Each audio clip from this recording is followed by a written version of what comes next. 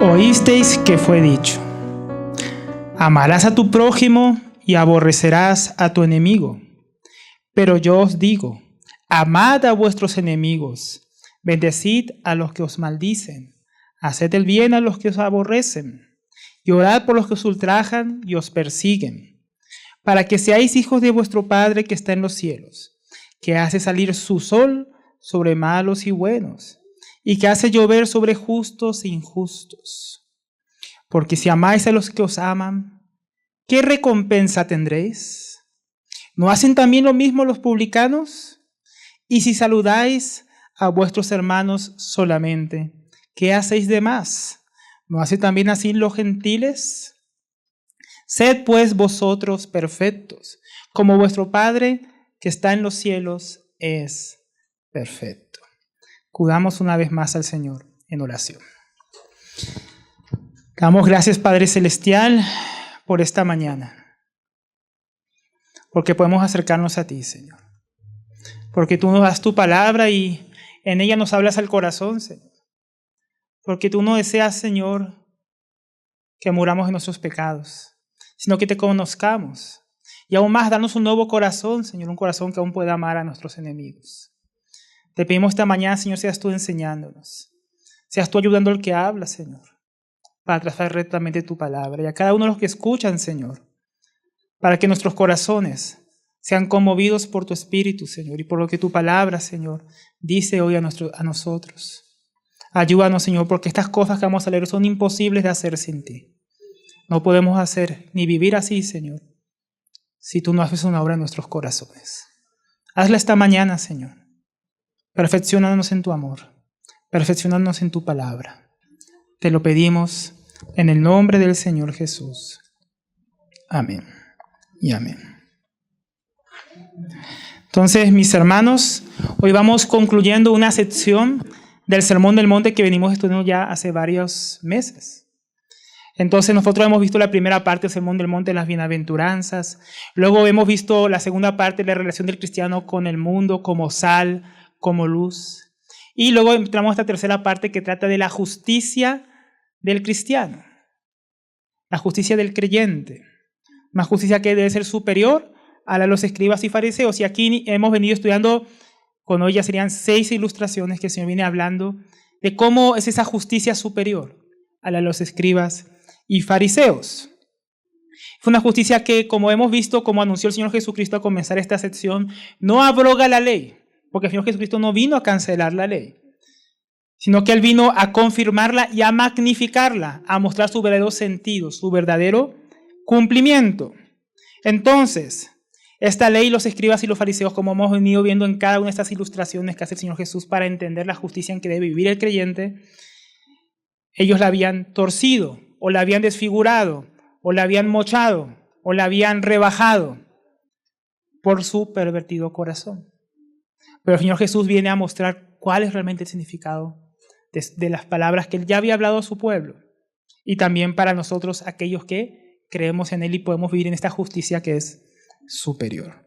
Entonces, en el estudio anterior, con nuestro hermano Andrés, vimos cómo el cristiano no debe tomar la justicia en sus propias manos, como él no debe devolver mal por mal, como él no debe vengarse por sí mismo, como él no debe buscar represalias de aquellos que le perturban y buscan su mal, como no debe entrar en pleitos vanos y aún defenderse a sí mismo de las injusticias. ¿No? Vimos que hay una forma real de tratar con la injusticia que Dios ha dejado en el gobierno civil, en las leyes, pero que no es el cristiano que debe ser un vengativo. Que el cristiano también debe dar lugar a la ira de Dios y al juicio de Dios y a las autoridades que Dios ha puesto para castigar a los malvados. Pero ahora, hermanos, si sonara demasiado que no hay que vengarse de los que le hacen a uno el mal, ahora el Señor va a ir más lejos.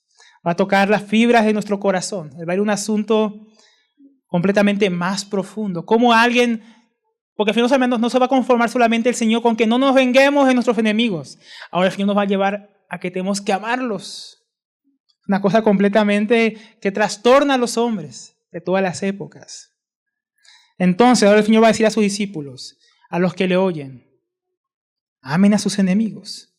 Y esto, hermano, era bien tremendo en aquella época, en un mundo que estaba separado por murallas que los hombres habían construido, ¿no? Entre hombres y mujeres, judíos y gentiles, religiosos y pecadores. Para ellos este mensaje era revolucionario. Y en nuestros días, hermano, no lo es menos, porque murallas siguen en nuestros tiempos separando a hombres, entre los que son los amigos y los que son llamados los enemigos. Entonces, en ese contexto vamos a ver cómo se desarrolla esta enseñanza del Señor Jesucristo, acerca de cómo los cristianos deben amar a sus enemigos. Entonces, comencemos hablando, hermanos, de lo que la ley decía.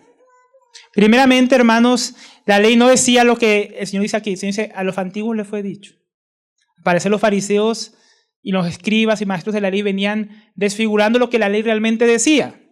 Porque la ley no decía, ama a tu amigo o ama a tu prójimo y odia a tu enemigo, por ningún lado. Pero ¿qué sí decía la ley? ¿No? Porque dice, oíste que fue dicho, amarás a tu prójimo y aborrecerás a tu enemigo. Esto no lo encontramos en la Escritura. ¿Qué sí encontramos? Levíticos 19:18, que dice, no te vengarás, ¿no? Como trataba el asunto que estudiamos la semana pasada, no te vengarás, ni guardarás rencor a los hijos de tu pueblo, sino que amarás a tu prójimo como a ti mismo. Yo, Yahvé, o yo, Jehová. Entonces vemos que lo que la ley realmente decía es que había que amar al prójimo, y había que amarlo como a uno mismo. Eso no es lo que estaban diciendo los antiguos, ellos solamente decían, hay que amar al prójimo. Ya, ni siquiera decían como a ti mismo. Decían, y hay que odiar a tu enemigo. Pero la ley decía otra cosa. La ley decía, ama a tu prójimo. No guardes rencor, no busques vengarte por ti mismo. Entonces, ¿qué es lo que estaban enseñando en aquel? Si fue lo que decía la ley, ¿qué es lo que estaban enseñando estos fariseos y estos escribas de la ley en aquel tiempo? Entonces, oíste que fue dicho, amarás a tu prójimo y aborrecerás a tu enemigo. Entonces, los escribas y fariseos de la época estaban tergiversando la ley, degradándola con sus dichos e interpretaciones, llevándola a hacer algo diferente a lo que realmente Dios se había propuesto, que fuera su ley. No hacían diferencia entre lo que la ley decía y lo que ellos decían que la ley significaba. La interpretación de los escribas y fariseos se había agregado a lo que Dios había dicho en la ley, dando una nueva ley, una ley que no era la ley de Dios. Por eso en cada uno de los asuntos que el Señor Jesús vino tratando en esta sección, dice, habéis que fue dicho, o los antiguos decían. No es lo que Dios decía, es lo que ellos decían que Dios había dicho. Por eso Jesús en cada punto ha venido explicando lo que realmente dice la ley y cuál es el espíritu realmente de la ley, no solamente quedándose en la letra. Pero entonces las personas, al aceptar los dichos de los rabinos en aquella época como parte de la ley de Dios, eso transformaba lo que ellos pensaban de acerca de lo que Dios decía y la forma en que practicaban estos mandamientos. Entonces, ¿qué decían ellos acerca, por ejemplo, del prójimo? Decían, amarás a tu prójimo. Entonces, como decíamos, aquí ya comienza con una omisión, porque como vimos en el versículo allá de Levíticos 17:18, si no me equivoco ahora, no dice el Señor, ama a tu prójimo, y más nada. Dice, ama a tu prójimo como a ti mismo. Ellos estaban rebajando lo que la ley decía. Estaban diciendo, bueno, hay que amar al prójimo. Voy a amar a mi prójimo de esta manera, o como a mí me gusta, o menos que a mí. Se estaban cambiando lo que la ley decía, eran bien tremendos.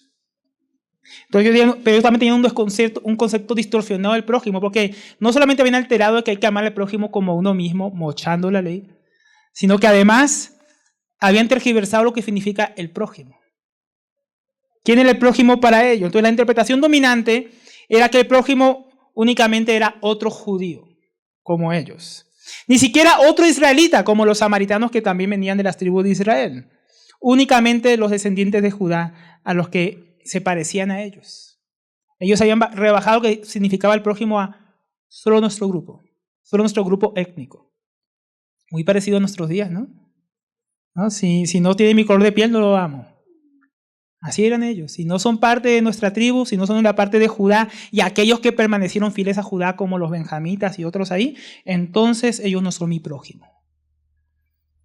Nuestro hermano Samuel Pérez Millos dice al respecto, agregando más de lo que ellos además decían sobre el prójimo, que para otros no solamente era un judío, sino que el que pensaba igual a ellos. O sea, podía ser judío, pero si no pensaba igual a ellos, no es mi prójimo. También dice nuestro hermano, y que los fariseos aún reducían el concepto de prójimo solo a quienes conocían la ley y la cumplían con el mismo rigor que ellos, despreciando al resto de quienes llamaban pecadores. O sea, los fariseos iban más lejos. Si no eres fariseo, si no guardas la ley celosamente como yo, no eres mi prójimo, así seas judío. Así pienses parecido a mí. No, porque tenían muchas sectas en aquel tiempo, que si los saduceos, que si los canaítas, que si pensaban de esta manera o interpretaban la ley de esta otra manera. Ellos habían reducido lo que era el prójimo. Habían distorsionado completamente lo que decía la Escritura. Entonces, eso decían del prójimo. Pero ¿qué decía la Escritura? ¿Será que la Escritura avalaba que solamente que fuera judío o el que fuera fariseo era su prójimo? La Escritura decía ahí también cerca donde leímos en Levítico 19:34. Como a un natural de vuestros tendréis al extranjero. O sea, como a uno mismo de ellos tendréis al extranjero que mora entre vosotros. Y lo amarás al extranjero como a ti mismo. Porque extranjero fuisteis en la tierra de Egipto. Yo, Jehová, vuestro Dios. O sea, Dios no decía que el prójimo que había que amar como uno mismo era únicamente otro israelita, otro judío. Ese nunca fue lo que Dios dijo en la ley. Dios decía que el extranjero había que tratarlo con la misma ley, igual a uno mismo, y amarlo como a uno mismo. O sea que realmente estaban completamente tergiversando lo que era el prójimo y a quién había que amar. Era una cosa tremenda y nuestros días también se parece, ¿no? Que si son venezolanos no fue nuestro prójimo y debemos tratarlo ahí como cualquier cosa. Así muchos en ese tiempo tratan a los inmigrantes como escoria, como gente que no tiene derechos. Y eso se justifica. Solo si es colombiano es mi prójimo, ¿no? O si viene de un país ahí de Estados Unidos, un país que tengan plata, ese es mi prójimo. ¿No? Muy parecido a nuestros días, una tergiversación de la palabra de Dios. Entonces, eso es lo que ellos estaban pensando acerca del prójimo. Pero, ¿y qué pensaban acerca de los enemigos? Ese es otro punto importante, porque decían, bueno, amarás a tu prójimo. Solo el que es judío, solamente el que es fariseo, solamente el que piensa como ti. Pero, ¿qué decía del enemigo? Aborrecerás a tu enemigo. Si el enemigo, ellos no lo incluían dentro del prójimo. Ellos estaban añadiendo la ley entonces y tergiversándola. Primeramente, porque la ley no pedía por ningún lado, mis hermanos, que hay que odiar a los enemigos. Eso la ley no lo dice.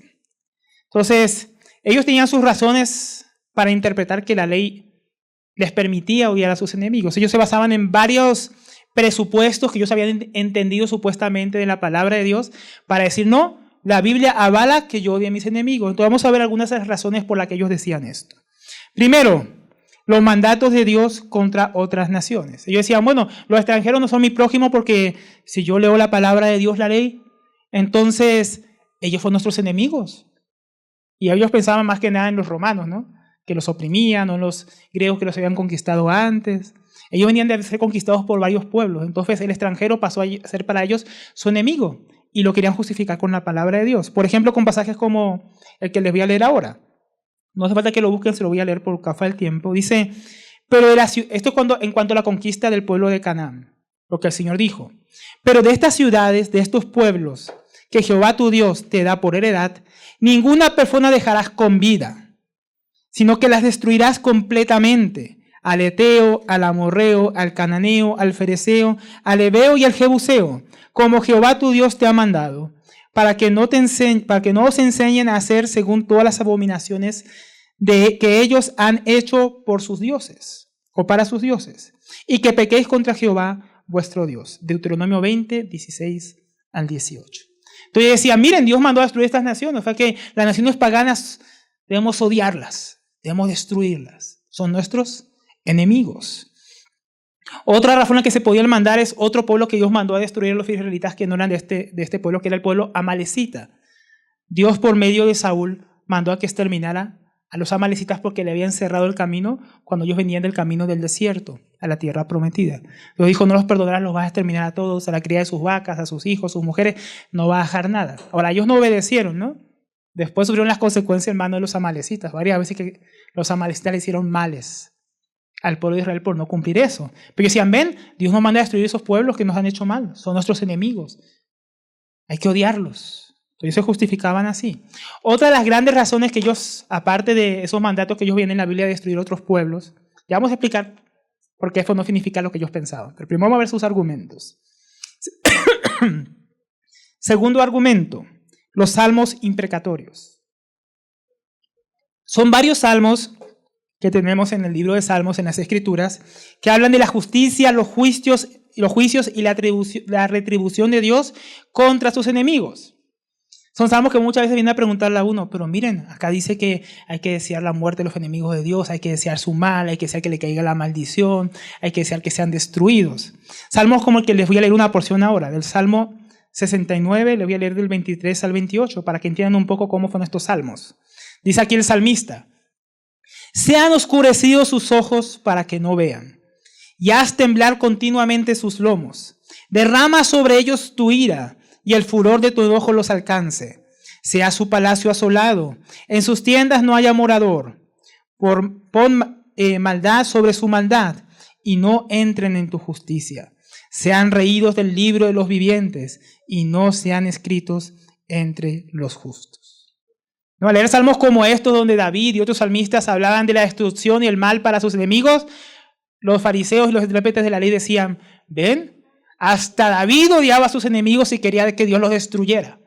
Hasta Salomón quería acabar con esas naciones impías y malvadas. ¿Ven? Tenemos derecho a odiar a los que llamamos nuestros enemigos porque Dios lo dice, porque David lo hacía. Esos fueron nuestros ejemplos. Así interpretaban ellos la palabra de Dios. Tremendo, ¿no? Ahora, vamos a lo que realmente significa estas cosas que estamos viendo, porque si no, muchos podemos quedar con la misma idea, ¿no? Sí, se han borrado los enemigos de Dios, que podemos ser como los dos discípulos del Señor Jesús que decían: los samaritanos no quisieron recibirte, dinos y vamos a orar para que caiga fuego sobre ellos. ¿No? Podemos terminar así, pensando como los fariseos y los escribas. Pero Jesús dijo: ¿ustedes de qué espíritu son? ¿Ustedes son así? ¿Son llamados a ser así? El Señor muestra que Él no tiene esa forma de pensar, pero Dios no se contradice a sí mismo. Entonces, muchos leyendo estos pasajes hasta el día de hoy, como decimos, justifican esta manera de pensar. Pero primeramente vamos a ver que esto no es así. Si examinamos cada caso, aunque no alcanzaríamos, vemos que lo que nos vamos a dar cuenta es que en todos estos casos se trata de la justicia y los juicios de Dios, y no de asuntos personales contra personas particulares, que así como pensamos acerca de nuestros enemigos, como alguien particular.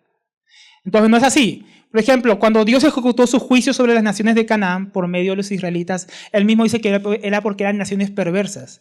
O sea, no era un asunto personal que llegó el pueblo de Israel a Canaán y odiaba personalmente a los cananitas, o tenía que aborrecerlos personalmente. Es más, ni Dios tenía un aborrecimiento personal contra ellos. Dios mandó acabar con esas naciones porque eran perversas y malvadas. O sea, Dios estaba ejecutando un juicio jurídico, como cuando un juez condena a un criminal. Ningún juez tiene algo personal contra el criminal que está en el banquillo. El juez simplemente está derramando o presentando, determinando un juicio según la ley. Y es lo que estaba haciendo Dios. Esta gente sacrifica a sus hijos a los ídolos, esta gente se destruye a sí misma, esta gente es terrible.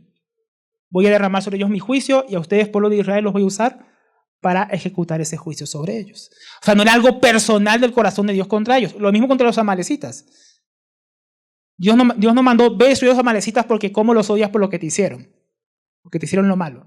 No, dijo: es justo que sean destruidos por sus pecados.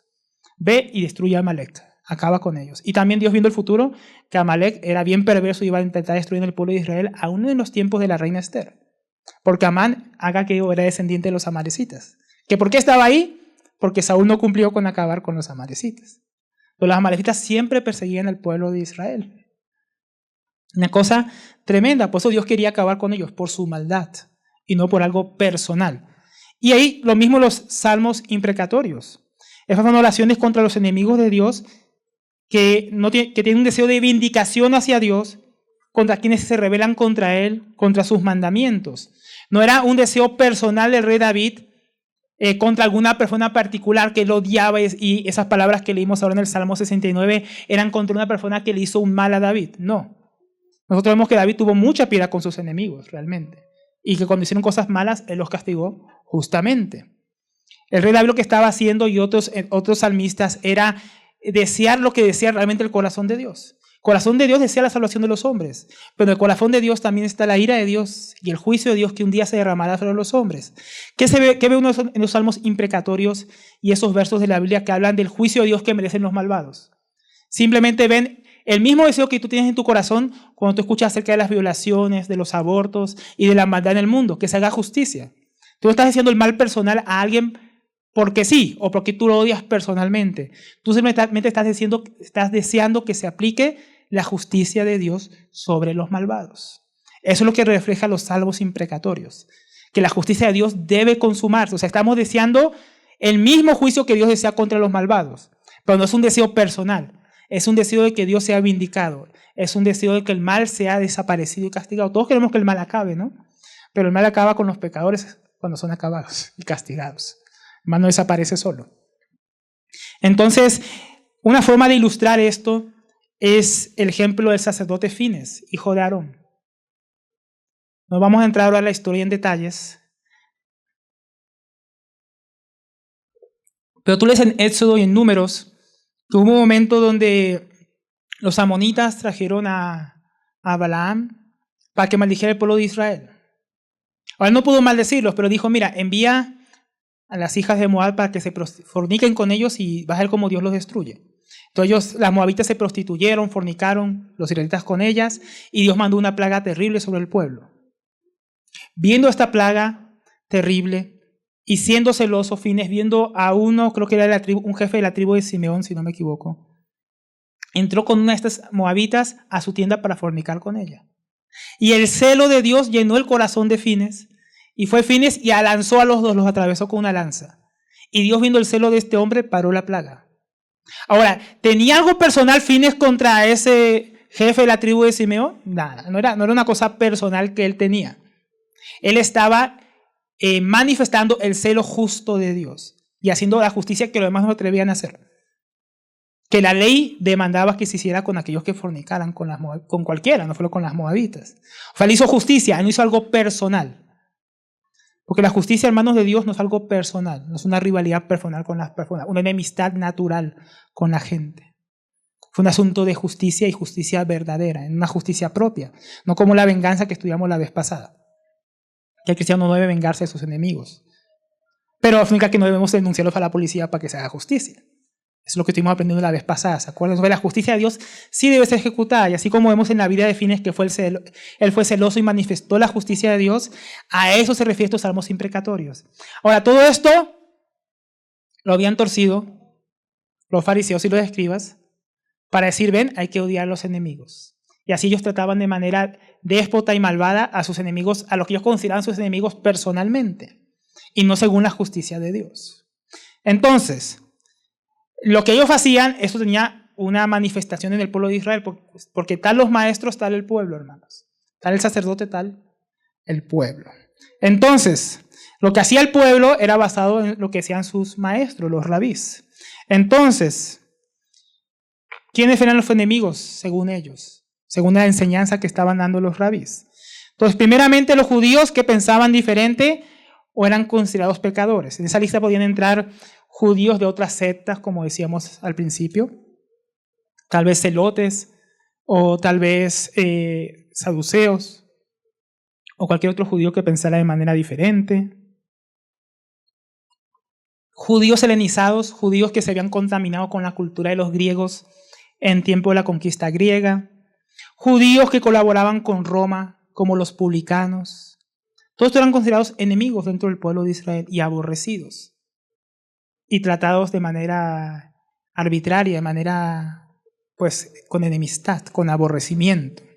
También estaban los samaritanos, que también eran israelitas, pero que ellos como se habían medio mezclado con ciertas culturas paganas en los tiempos de los reyes de Israel y después del exilio de Asiria. Entonces los judíos tenían como gente impura, como raza mezclada, así decían ellos. Entonces ellos no amaban a los samaritanos, ni los trataban como parte del pueblo de Israel, sino que los tenían ahí como no, vaya a su ciudad, samaritanos con samaritanos, judíos con judíos. A eso nos recuerda mucho la historia de la samaritana, ¿no? Que por eso sorprendió tanto a los discípulos Jesús hablando con una samaritana y encima con una mujer, porque habían barreras de separación en aquella época. Estos fueron enemigos nuestros. Ellos son traidores, ellos no deben ser amados. Y también tenían como tercer grupo de sus enemigos a los gentiles. Era tal el aborrecimiento de los gentiles que ellos los llamaban perros. Se negaban a entrar a casa de los gentiles. Como cuando Pedro visita a Cornelio, le dijo a Cornelio, tú sabes lo desagradable que es para los judíos entrar a casa de un gentil. Pero que Dios le había mostrado que no hacía acepción de personas, por eso fue a casa de Cornelio, ¿no? Pero así pensaban los judíos. Era una barrera cultural. ellos son perros, ellos son gente sucia, son gente contaminada, son gente malvada porque adora a otros dioses, entonces debemos odiarlos y aborrecerlos, ni aun comer con ellos, es algo asqueroso. Así pensaban ellos de los extranjeros, y principalmente de los romanos, que los oprimían con impuestos, que era una fuerza invasora, que le habían puesto un rey que ellos no querían, que ni siquiera era de los reyes de Israel. Entonces, esto todo llevaba a que ellos odiaran y trataran mal y tuvieran por sus enemigos a estos grupos de personas. Entonces, ellos habían tomado la justicia de Dios legítima contra los enemigos de Dios, conforme a las Escrituras, para aplicarlas a sus cuestiones personales, torciendo así lo que la Escritura decía. Ahora, fueron los enemigos de ellos, ¿y los nuestros? ¿Quiénes tenemos nosotros en las listas de enemigos? El mundo. En el mundo en que vivimos, los seres humanos también tienen sus propias listas de enemigos, ¿no? Por ejemplo, enemigos o enemistad por raza, como decíamos, por color. Aunque solamente hay una raza, que es la raza humana, no hay más raza que yo sepa en la Biblia, porque una sola sangre, como dice Hechos 17, Dios sacó toda la humanidad de una sola línea, la línea de Adán y Eva, no hay más razas que esas, la humana. Pero entonces no, que si tiene el pelo negro, no, esa es feíta, tiene que ser rubia y de ojos azules para casarme. O si él tiene piel oscura, entonces debe ser un sucio y un pordiosero y no sé qué. O si tiene color blanco, hasta los blancos son discriminados ahora también. Si es blanco, no, que porque nació blanco es privilegiado y debería ser ahí echado fuera porque tiene demasiados privilegios por el color de su piel. Hoy en día pelean por todo eso, hacen marchas por eso, se odian por eso, se insultan por eso, se pegan, se matan, todo por el color de su piel. El enemigo ahora es otro ser humano un poco más moreno o un poco más blanco que yo. Así es en el mundo. También hay enemistad por sexo. No, que si es mujer, ¿quién entiende a las mujeres? Entonces, enemistad contra ellas. No, que si es hombre es un machista, qué terrible, enemistad contra los hombres. Y vemos las mujeres marchando, diciendo, hay que matar al macho opresor, hay que matar a todos los hombres, si es hombre, abórtalo. Así claman con odio. Ahora el enemigo de las mujeres son los hombres. Los enemigos del hombre son las mujeres. Así es en el mundo, enemistad. Corresponde al sexo, y no lo demás sexo porque solo hay dos, hombre y mujer, ¿no?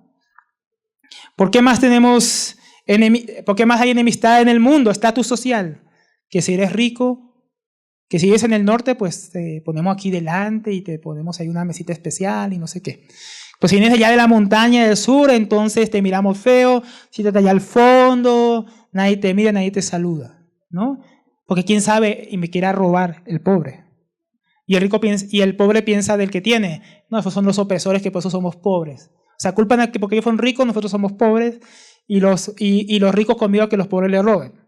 Y todos somos enemigos así uno de los otros, ¿no? Es que, ¿qué estado eres tú? ¿Trato dos? No, yo no voy por... Una vez un hermano que me dijo, ¿dónde queda la congregación? No, allá en Ciudad Bolívar, en tal lado. Yo nunca he ido por el sur. Me da miedo ir por allá. No, yo no voy a visitarlos. Y no he venido hasta el día de hoy. ¿Por qué? Porque vivimos en Ciudad Bolívar y qué miedo, aquí van a robar, nos van a matar. Así todos nos hacemos enemigos por bobadas, por cosas que no tienen ninguna razón de ser.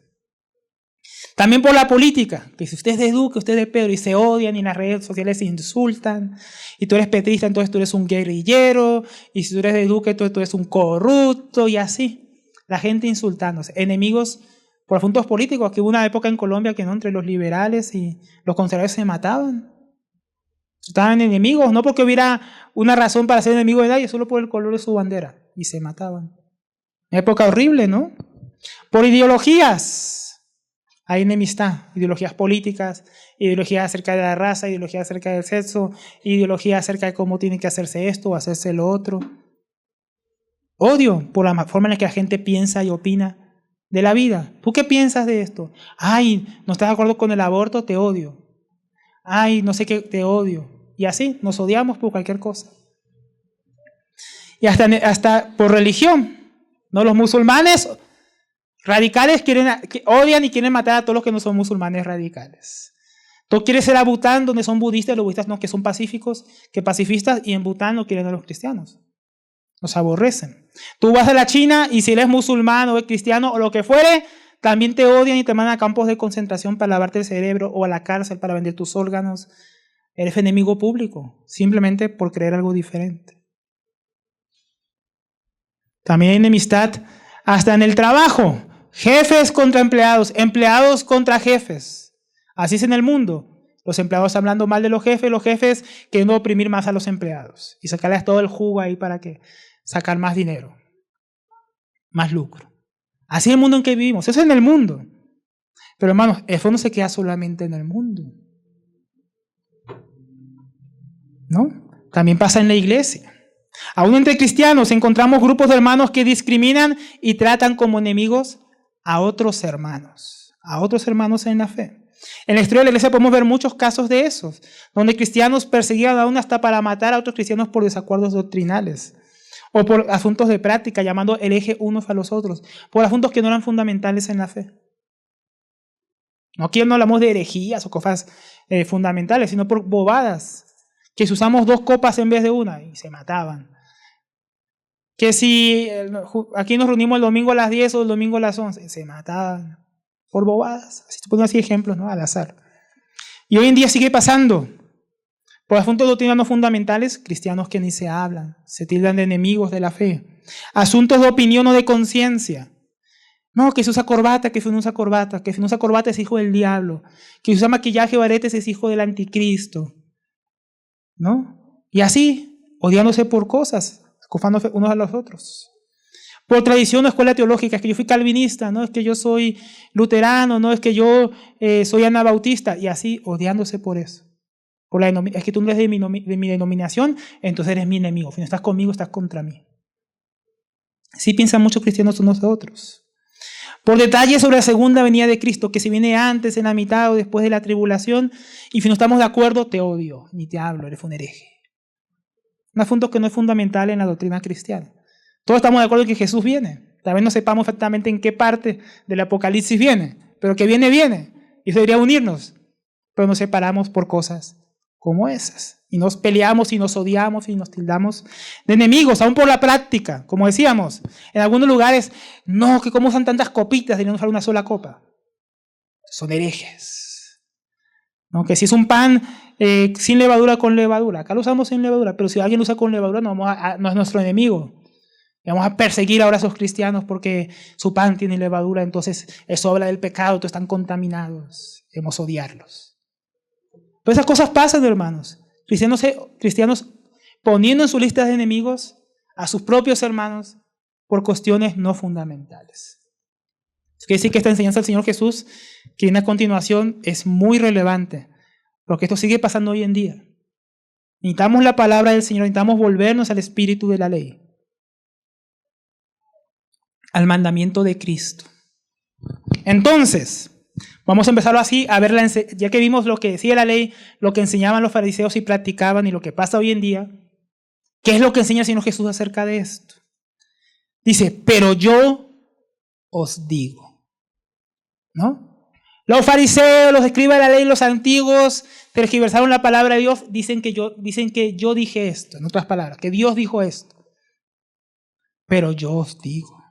Los rabíes dicen esto, pero yo les digo. Él expone la falsa enseñanza de estos maestros de la ley y fariseos y da la verdadera enseñanza y sentido a la ley de Dios. Dice, pero yo os digo. Él es el Señor de la ley, el Señor de la gracia. Ellos decían que la ley decía, pero Él decía, yo soy el dador de la ley. Porque Cristo, que es Dios, Él es el dador de la ley, porque Dios fue el que dio la ley en el monte Sinaí. No fueron los fariseos y los escribas o los pastores los que dieron la ley. ¿Quién de la ley? Dios mismo. Por lo cual Jesús tenía la verdadera autoridad para decir el verdadero significado de las palabras que Él había hablado a Moisés. Él no estaba contradiciendo a Moisés. El problema no era lo que Moisés les enseñó que la ley decía. El problema es que algunos se me están durmiendo. No se me duerman, despierten. El problema era que estaban torciendo las palabras de Dios, ¿no? Para atacar a gente con la que tenían rencillas personales, tentándolos enemigos, sacándolos de la lista del prójimo para aborrecerlos y odiarlos, cosa que Dios no había mandado. Pero Jesús, autor y consumador de la fe y dador de la ley, con la verdadera autoridad, Él dice, esto es lo que significa estas palabras. Por eso dice, pero yo os digo. Entonces los maestros de la ley habían omitido el mandamiento, amarás a tu prójimo como a ti mismo. Y habían añadido que además había que odiar a tu enemigo. Pero solamente muestra un corazón torcido. Pero el Señor nos dice, amad a vuestros enemigos. Y en esta frase vamos a detenernos un rato. ¿Qué es esto? ¿Cómo así?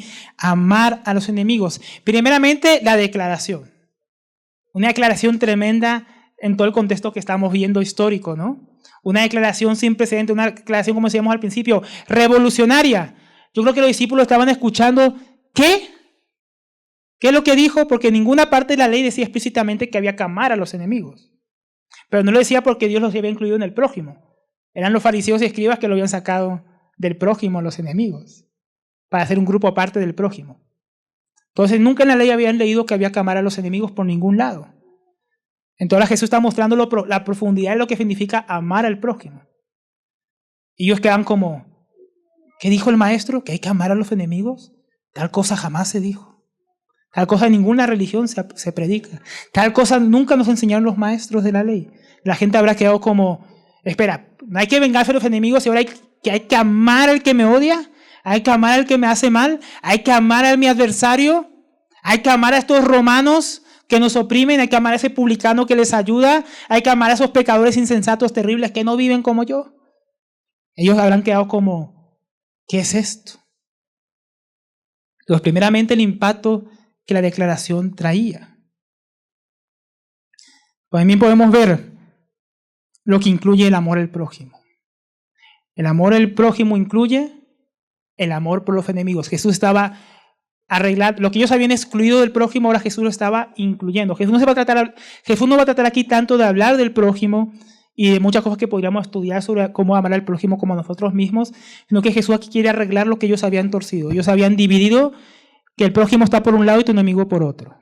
Jesús está mostrando, tu prójimo también es tu enemigo. Tu enemigo también es tu prójimo. Está incluido en el mandamiento que él había dado allá en la ley, que leímos hoy al principio. Entonces, eso nos lleva a una primera pregunta. ¿Quién es mi prójimo? Entonces, ¿quién es mi prójimo? ¿Solo los cristianos? ¿Mi familia? ¿Mis amigos? ¿El que piensa como yo? ¿El que me cae bien? ¿Quién es mi prójimo? Señor Jesús, en una historia, en otra ocasión, en una parábola, él dio una parábola cuando le preguntaron, ¿quién es mi prójimo? Que no sé justificarse. Y el Señor les mostró por medio de la parábola del samaritano, del buen samaritano, o el samaritano compasivo, quién es el prójimo. Ahora no vamos a entrar a estudiar la parábola del buen samaritano porque nos iría todo el tiempo.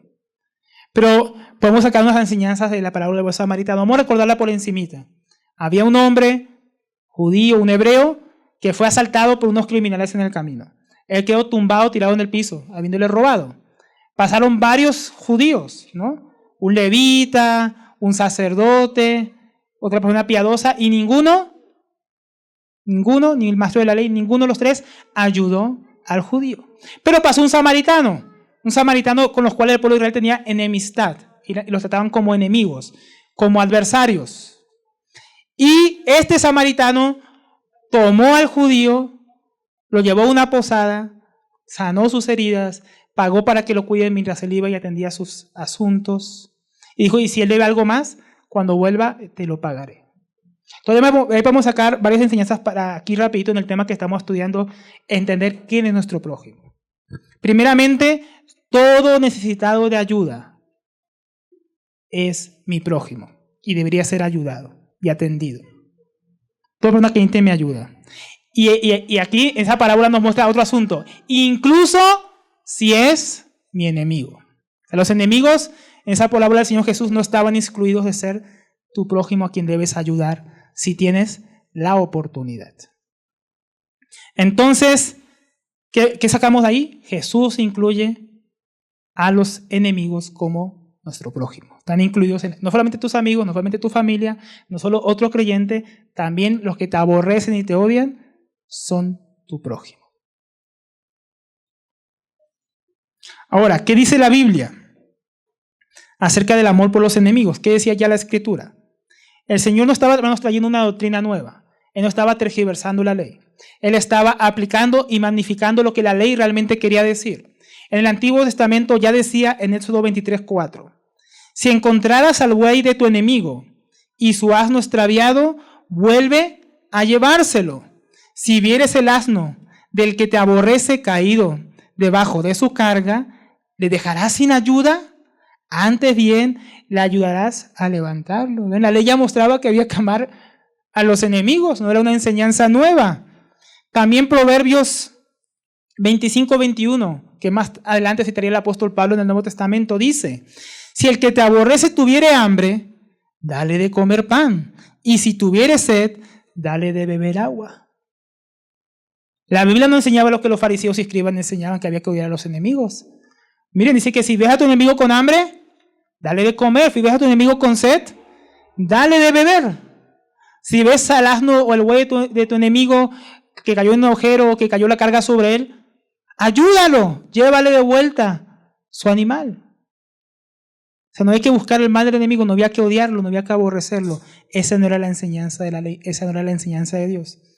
Y ahora Jesús vuelve a mostrar eso, que el enemigo también es nuestro prójimo y que también debemos ayudarle y ser compasivos con él, en vez de odiarlo o aborrecerlo. Entonces, no solamente el Señor nos muestra que hay que hacer lo bueno por nuestros enemigos, como la ley mostraba que había que hacer lo bueno. Ahora el Señor dice, no solamente hay que hacer lo bueno, como decía la ley, llevarle el asno extraviado o darle de comer si tiene hambre o sed. El Señor Jesús le apunta al corazón. Además, no tienes que hacerlo, tienes que amarlo. Porque es muy fácil ver a mi enemigo y decir, bueno, como Dios dijo que hay que darle de comer, le voy a dar de comer. Como dijo que hay que darle de beber, le voy a dar de beber. Como Inter me ayuda, lo voy a ayudar. Lo odio, pero lo ayudo. Eso de repente uno podría quedarse ahí en la letra, ¿no? El Señor Jesús va más allá. Tienes que amarlo. Tienes que amarlo. Es una cosa tremenda. Ahora, no significa que tenemos que estar enamorados de nuestros enemigos, ¿no? Jesús tampoco está pidiendo tanto, mis hermanos. Pero sí queremos tener una actitud compasiva que se demuestre en nuestras obras. Una actitud plenamente compasiva en el corazón, de un amor, el amor de Dios por ellos, pero con una actitud correcta que nos lleva a servirles y a bendecirles, como vamos a ver más adelante. Tremendo, ¿no? Cómo el Señor habla a nuestro corazón hoy. Entonces, pero aquí puede surgir una pregunta, antes de continuar viendo el texto. ¿Pero por qué debemos amar a nuestros enemigos? Si nos hacen mal, ya es demasiado que el Señor nos pida que no nos venguemos. Ahora quiere que además yo ame, que yo tenga un deseo de bien para Él, de bendición, de amor, de prosperidad, que le vaya bien. Señor, estás pidiendo demasiado. Entonces, ¿por qué? Primeramente, esas razones se responden aquí en el texto. Si vemos más adelante en el versículo 45, vamos a saltar un poco para ver la razón primeramente, antes de entrar cómo debemos hacerlo, vamos a ver las razones que nos llevan a amar a nuestro enemigo. Versículo 45, ahí en Mateo 5. Dice, para que seáis hijos de vuestro Padre que está en los cielos. Y miren lo que se acerca de nuestro Padre que está en los cielos, que hace salir su sol sobre malos y buenos, y que hace llover sobre justos e injustos. Entonces, el ejemplo de Dios es la primera razón. Dios nos da ejemplo. Dios hace el bien a los buenos solamente. No, a todos. El que hace salir su sol. Dios, como dueño del universo, como dueño del sol, Él podría hacer como hizo con Egipto. Cuando Dios derramó uno de sus juicios sobre Egipto, sobre todo Egipto había oscuridad. Excepto en la tierra de Gosén, donde estaban el pueblo de Israel. O sea que si Dios quisiera, Él podría hacer que el sol solamente alumbrara sobre sus hijos, sobre los cristianos. Y Dios podría hacer que la oscuridad cayera sobre todo el resto del mundo pagano, que no ama ni conoce a Dios. Pero Dios no hace eso. Es su sol y le hace brillar su sol sobre todos los hombres. Sean buenos o sean malos. Sean justos o sean injustos. Él no solamente hace eso, también envía la lluvia. Además, Dios puede enviar la lluvia solamente a los países donde hay muchos cristianos. Y al resto que mueran de sed. ¿Pero Dios hace así? Dios no hace así. Dios también manda lluvia a aquellos que no le conocen. A un país que son completamente musulmanes y que persiguen a los cristianos, reciben lluvia. Tienen cosechas. Dios permite que fructifique el campo. Y pueden tener tiempos de abundancia, tiempos de alegría. Sean buenos o sean malos. ¿No? Esa es la gracia común de Dios. El amor de Dios manifiesto para con todos los hombres. Dios manifiesta ese amor que Él tiene para todos los hombres, por igual. ¿No? A través de la gracia común. Ahora, fue única que Dios no tenga un amor especial por los cristianos. ¿En qué sentido? Eso podemos ilustrarlo, por ejemplo, yo con mi hijo. Yo amo mucho a mi hijo. Tú amas mucho a tus hijos. Ahora, eso no significa que tenemos que odiar a los hijos de los demás, ¿no? En cierto sentido, todo cristiano debería también amar los hijos de las demás personas y buscar el bien de esos niños. Buscar que tengan una buena educación, buscar que tengan una buena nutrición, buscar que les vaya bien a los niños de las demás personas. Ahora, eso significa que yo voy a tratar a todos los niños como a mi propio hijo. Yo tengo a mi hijo, a él lo amo, a él lo cuido yo personalmente, lo educo personalmente, lo cuido personalmente. Y le doy cosas que a otros niños no les daría. Pero diga que si yo veo a otro niño necesitado no lo voy a ayudar. Asimismo Dios ama a su iglesia, bendice a su iglesia de una manera tremenda que no bendice al resto de la humanidad, porque estamos en Cristo Jesús, no por nosotros mismos, ¿no? Nos ve en su amado y nos da las bendiciones que podemos recibir por medio de Jesucristo. Pero al mismo tiempo también derrama una gracia común sobre todos los habitantes de la tierra, así no sean cristianos. Así lo rechacen, así sean sus enemigos, porque la Biblia dice que somos enemigos y aborrecedores de Dios en nuestra naturaleza pecaminosa. O sea, los hombres se rebelan contra Dios, son enemigos de Dios y Dios les da de beber, Dios les da de comer, Dios les deja salir el sol. Dios, a veces hasta cuando gente incrédula ora, aunque no se arrepientan y se vuelven a Dios, así Dios responde sus oraciones y hasta los sana de enfermedades, no porque sean cristianos, no porque le amen ni porque le vayan a obedecer. Jesús sanó a mucha gente en los tiempos de su venida que no se arrepintieron y no le siguieron como discípulos. No lo sanó porque me sigues te sano, no me sigues no te sano.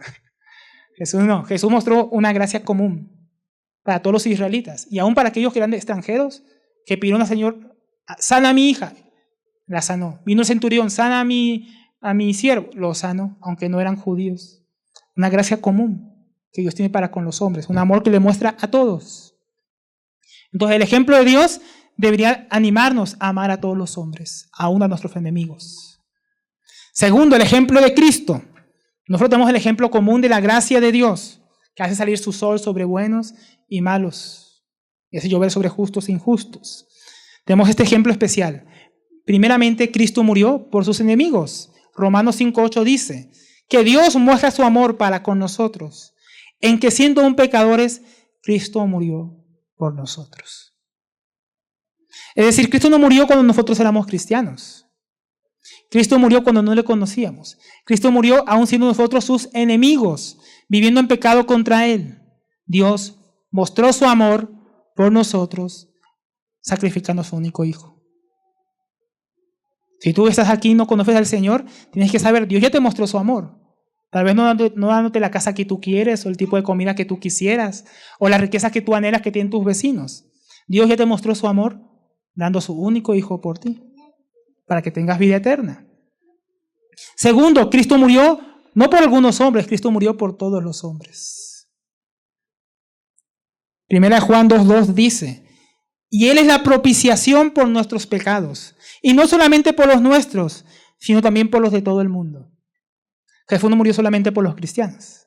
Jesús murió para que todos los hombres puedan ser salvos. Ahora, no todos los hombres quieren salvarse. No todos los hombres quieren arrepentirse de sus pecados y poner su fe en Jesucristo. Tal vez tú seas uno de esos hombres que hoy nos visita.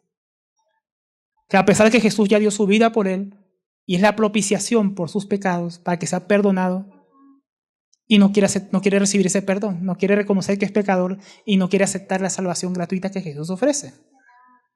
Pero Él lo ha hecho para todos los hombres, para que todos los hombres puedan ser salvos.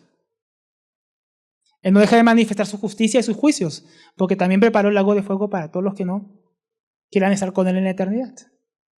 Pero Él también ha manifestado su amor a todos los hombres. Tercero, Él recibe a todo el que viene a Él. Él dijo, el que a mí viene, no le echo fuera.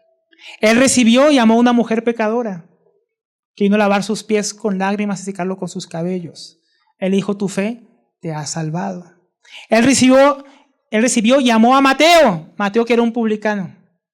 Al final no lo rechazó, lo amó y lo llamó a ser uno de sus apóstoles, dice que escribe este evangelio. Recibió y amó a un ladrón arrepentido. Estaba colgado a él al lado de la cruz y dijo, ten compasión de mí. Puso su fe en Jesucristo y Jesús dijo, hoy mismo estarás conmigo en el paraíso. Y no rechazó a ese ladrón, sino que lo amó y lo salvó. Recibió a Saulo de Tarso, el perseguidor de la iglesia. que había llevado a muchos de sus hijos cautivos, aún al martirio. Sin embargo, él amó a Pablo, le perdonó y lo hizo uno de sus apóstoles. Aún a Judas recibió y amó entre los 12, el cual luego lo traicionó y lo entregó y no correspondió al amor que Jesucristo le mostró. Él me recibió a mí, te recibió a ti y nos amó.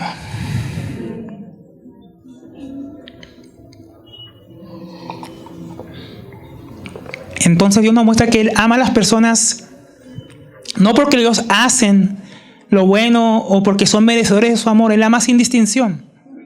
Y Él recibe a todas las personas que vienen a Él.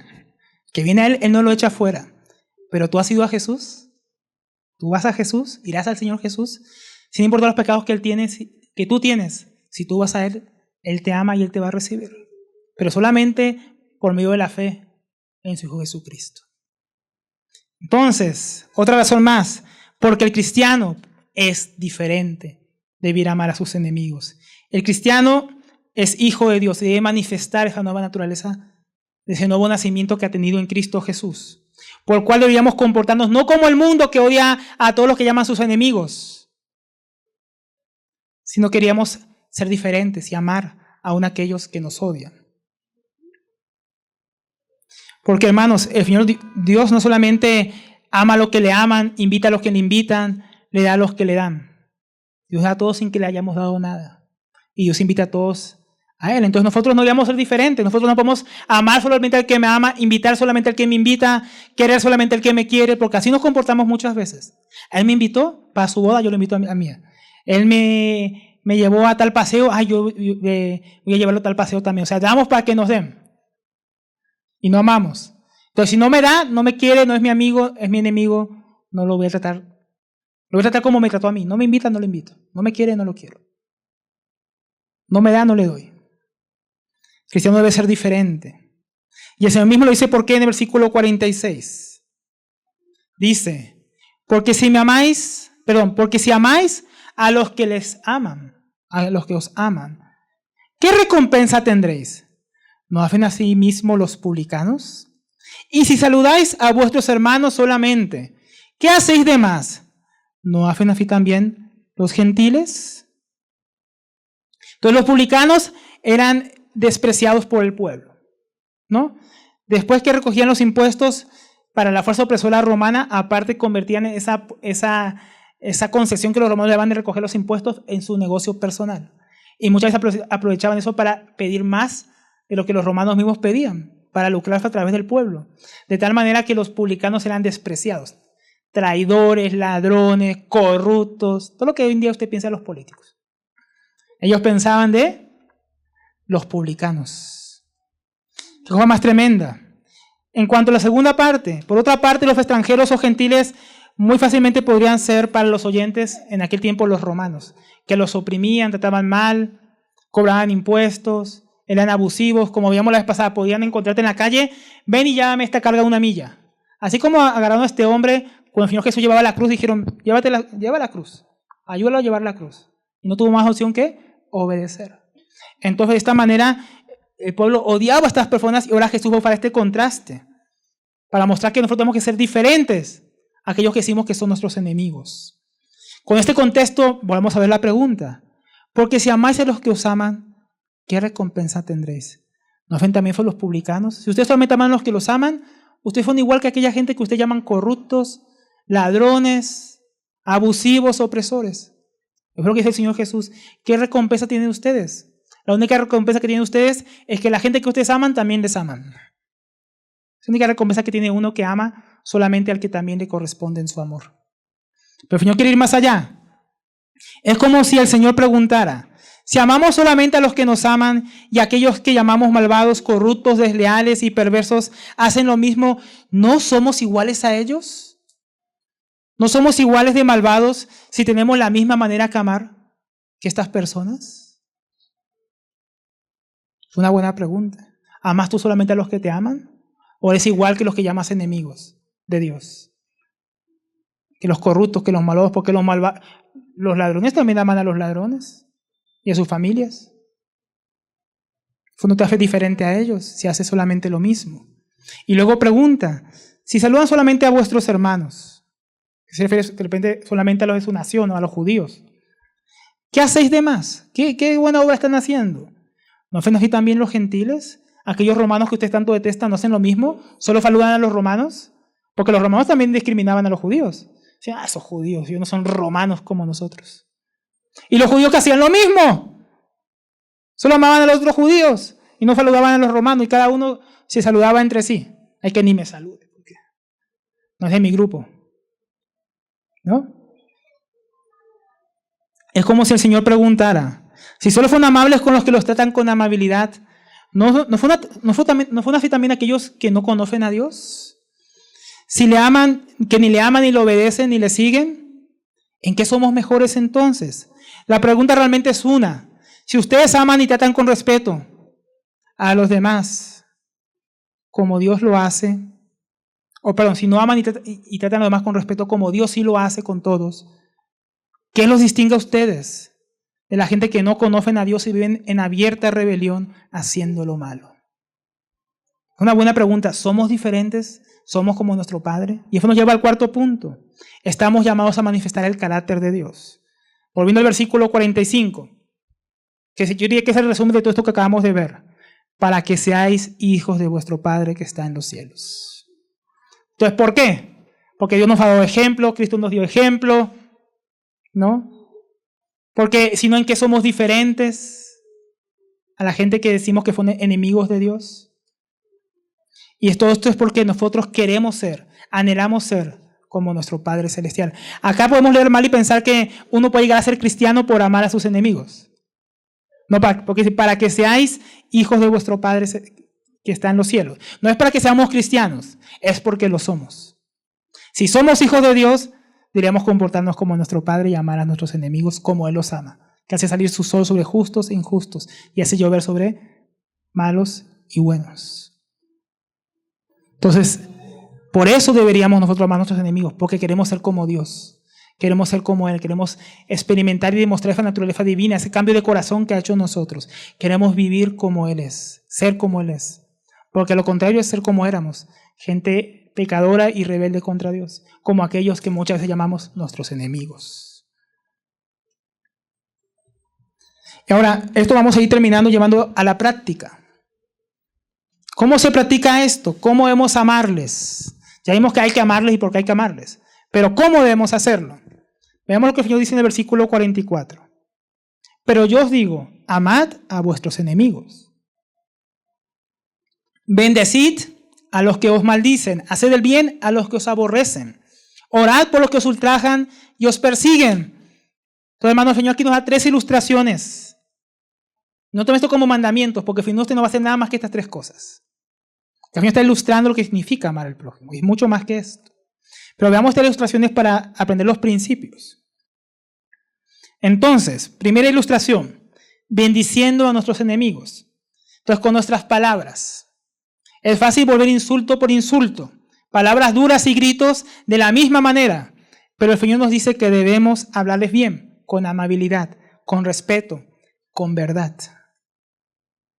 Sea su jefe, sea su vecino, sea un desconocido del bus que lo insulta o le grita o lo trata mal, nosotros no deberíamos responder de la misma manera. Deberíamos responder con bendición a aquellos que tienen enemistad contra nosotros.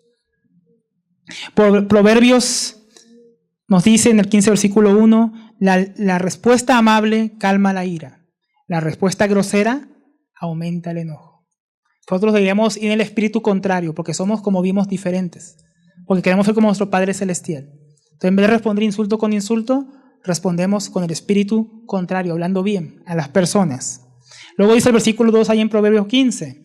La lengua sabia adorna el conocimiento. La boca de los necios profiere tonterías. Si somos sabios, vamos a saber cómo manejar lo que hablamos para bendecir a los demás en vez de para hacerlos enojar más. Que yo quiero que se sienta, que escuche esto para que se hiera. Eso es actuar como los enemigos de Dios. Eso no es actuar como Dios, como Él quiere que actuemos. Recordemos el ejemplo del Señor Jesús, quien cuando le maldijeron, no respondió con maldición. Y hablemosles el mayor bien, hablemosle el Evangelio, es el mayor bien que podemos hablar a los que se declaran nuestros enemigos, hablarles la palabra de Dios, hablarles lo que Jesús ha hecho por ellos. Segunda ilustración, haciendo el bien a nuestros enemigos. El amor es práctico. Si es amor, debe manifestarse. Y si es el amor que Dios manda a ser como a mí mismo, lo que habían mochado ahí los escribas y fariseos. No debo amar a mi enemigo, debo amar a mi prójimo. Entonces debo buscar para él el mayor bien que pueda. Romanos 12:20 nos dice de la siguiente manera el apóstol Pablo. Así que, si tu enemigo tuviere hambre, dale de comer. Si tuviere sed, dale de beber. Pues haciendo esto, ascuas de fuego amontonará sobre su cabeza. También agregaba la escritura en Proverbios. Y Dios te lo pagará. Esta es la recompensa que Dios decía. ¿Qué recompensa tenemos si solo amamos a los que nos aman? Si amamos a los enemigos, hay recompensa. Y es lo que debíamos hacer, porque recordemos que Romanos 12 comienza hablando de ese renovar de la mente. Entonces, en ese renovar de la mente iremos renovar en cómo pensamos y actuamos hacia nuestros enemigos. Les hablamos bien, les hablamos el bien, pero también les hacemos el bien. Porque como dice más adelante en el versículo 21, no seáis vencido de lo malo, sino vence con el bien el mal. O sea, nosotros vencemos a nuestros enemigos no luchando contra ellos de la misma manera que ellos, sino haciéndoles el bien. Como dice Gálatas 6:10, así que según tengamos oportunidad, hagamos el bien a todos. ¿Quiénes son todos? ¿Solo los cristianos? Dice mayormente a los de la familia de la fe. Pero no dice únicamente a los de la familia de la fe. Dice a todos, aún a tus enemigos. Pero a ese que me mira feo, a ese también. Pero al que me insulta y me anda murmurando a mí por allá diciendo esas cosas, también. A todos, como Dios. Debemos amarles también. Y el mayor bien que les podemos hacer otra vez es predicarles el evangelio, para que se conviertan a Dios. Tercera ilustración, orando por nuestros enemigos. No solamente hablándoles bien a ellos, haciéndoles bien, es también hablándoles bien a Dios de ellos. Y para su bien. No solo debemos hablarles el bien y hacerles el bien, sino que debemos procurar el bien de Dios para nuestros enemigos. El mismo Señor Jesucristo, cuando no le conocíamos, Él oró por nosotros, hermanos. Cuando éramos sus enemigos, en Juan 17:20. No rogó solamente por estos, o sea, no solamente rogó por sus discípulos, sino también por los que han de creer en mi palabra por medio de ellos. Y somos nosotros. El Señor Jesús también oró por sus enemigos, para que fuéramos reconciliados por Dios. Él también oró por aquellos que le crucificaron. Y aún por Pedro, dijo, Pedro, yo sé que me vas a negar, pero yo he pedido por ti al Padre, para que tu fe no falte. Aún por Pedro que lo iba a negar, él oró. Él pudo haber dicho a Pedro, tú me vas a traicionar ahora, hijo del diablo, te voy a entregar a Satanás. No, él oró al Padre, Padre, ten compasión de Pedro, que su fe no falte, que luego vuelva y confirma a sus hermanos. ¿No? ¿Qué sería, hermanos, de nosotros si nuestro sumo sacerdote no orara por nosotros e intercedía hasta el día de hoy ante el Padre? No tendríamos esperanza. ¿Qué será de los enemigos de Dios si nosotros no oramos por ellos? Para que Dios tenga compasión y los salve. Debemos orar por ellos, especialmente para que conozcan a Dios, si aún no le conocen. Y eso tenemos muchos ejemplos, porque aquí solamente vemos lo que Dios ha hecho. Pero, hermanos, los discípulos del Señor, los que escucharon este mensaje, también manifestaron este amor por sus enemigos. El apóstol Pablo, antes de ser cristiano, ¿no? Saulo de Tarso, persiguiendo la iglesia. O sea, los que él consideraba sus enemigos, para él eran dignos de muerte y de cárcel. Él se convierte a Dios, ahora los cristianos son sus amigos, los judíos que antes eran sus amigos son sus enemigos. Y él no los trata de la misma manera que antes de conocer a Cristo. Él no buscaba la cárcel y la muerte para los judíos, por no creer en Jesús. ¿Qué buscaba él ahora? Despertar su celo. Buscar que su pueblo se volviera a Jesucristo y creyera en el único Dios verdadero. Él había cambiado, él había sido transformado. Él buscaba el bien de sus perseguidores, el mayor bien que les podía buscar, que conocieran a Dios. También en la historia, mis hermanos, yo me acordaba esta mañana meditando en lo que iba a enseñar en Policarpo de Esmirna, que cuando vinieron los soldados romanos a apresarlo para llevarlo al martirio, él dijo, espérense, primero les voy a preparar una cena, les preparó una cena, les lavó los pies. Espérense también que voy a orar un rato, oró por ellos, oró a Dios, se encomendó a él, dijo, ahora sí pueden llevarme. ¿Te imaginas? Vienen a arrestarte tus enemigos, los que te van a llevar para que seas asesinado. Espérese que te voy a atender primero. Espérame que quiero mostrarte el amor de Dios. Ese es el amor que Jesús quiere que manifestemos hacia nuestros enemigos, aun los que buscan quitarnos la vida. O pensaba en el ejemplo de Jean Aylot y sus amigos, sus hermanos que fueron a llevar el evangelio a los Aucas. Ellos tenían armas para defenderse. Y los Aucas, esta tribu, que era una tribu bien violenta, ellos vinieron a matarlos. Ellos podían haberle disparado y salvado sus vidas. Ellos tenían familias, tenían esposa, hijos que volver a ver. Pero estos hermanos dijeron, ellos no conocen a Dios. Y se dejaron matar por esta gente. Ellos podían haberlos matado, pero ellos decían, si nosotros los matamos, ellos van para el infierno, no conocen a Cristo. Si morimos, les mostramos el amor, les mostramos el evangelio, y ellos todavía pueden escucharlo y ser salvos. Y ellos murieron como mártires. Luego las esposas de estos hombres quisieron, vamos a odiarlos, a desearles el mal. Estas mujeres fueron y les predicaron el evangelio a los asesinos de sus esposos. Y se convirtieron. Qué tremendo amor.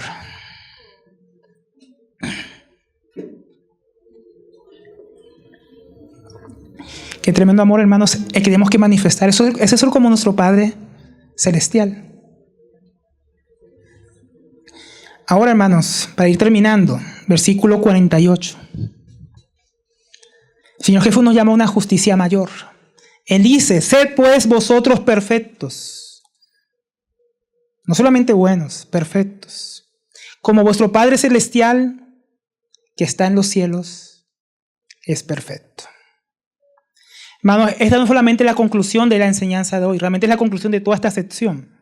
El Señor Jesús comenzó esta sección de la justicia del creyente en Mateo 5:20 diciendo, porque os digo que si vuestra justicia no fuese mayor que la de los escribas y fariseos, no entraréis en el reino de los cielos. Y él la concluye diciendo, sed perfectos, como vuestro Padre que está en los cielos es perfecto.